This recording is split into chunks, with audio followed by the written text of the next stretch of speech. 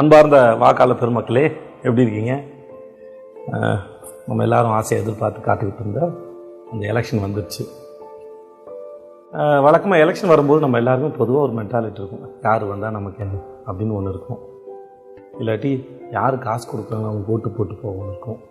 இல்லாட்டி இதை ஓட்டு போட்டு ஒன்றும் ஆக போகிறதில்ல அப்படின்னு ஒன்று இருக்கும். இந்த மனநிலையெல்லாம் தூக்கி ஓரம் வச்சுட்டு நாம் நமக்காக இல்லைனாலும் நம்ம குழந்தைகளோட எதிர்காலத்துக்கு, நம்மளோட அடுத்த தலைமுறையோட எதிர்காலத்துக்கு நிச்சயமாக ஓட்டு போடணும். காசு வாங்கிட்டு ஓட்டு போடுறது, காசு வாங்கிட்டு ஓட்டு வைக்கிறது எவ்வளோ பெரிய துரோகமோ அதை விட பச்சை துரோகம் ஓட்டு போடாமல் இருக்கு.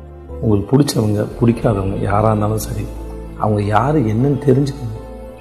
அவங்களால நமக்கு என்ன பயன் அப்படிங்கிறத விட இந்த நாட்டுக்கு என்ன பயன் யோசிச்சு பாருங்கள்.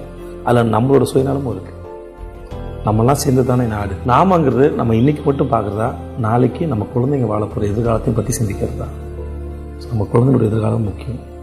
ஸோ நம்மளை ஆள போகிறது யார், நம்ம யார்கிட்ட ஆட்சியை கொடுக்க போகிறோம், அவங்களுக்கு என்ன தகுதி இருக்குது, அவங்க இதுக்கு முன்னாடி என்ன செஞ்சுருக்காங்க, அவங்க என்னெல்லாம் சொல்கிறாங்க அப்படிங்கிறத அலசி ஆராய்ஞ்சு ஓட்டு போடுங்க. இது வரைக்கும் நீங்கள் அரசியல் செய்திகளை கேட்கலனாலும் பேசினாலும் பார்க்கலைனாலும் சரி, இன்னையிலேருந்து எலெக்ஷன் போடுற நாள் வரைக்குமாவது தினமும் அரசியலை பற்றின பேச்சுக்களை பேசுங்க, செய்திகளை பகிர்ந்துக்கோங்க, அதை பற்றி விவாதத்தை வச்சுக்கோங்க.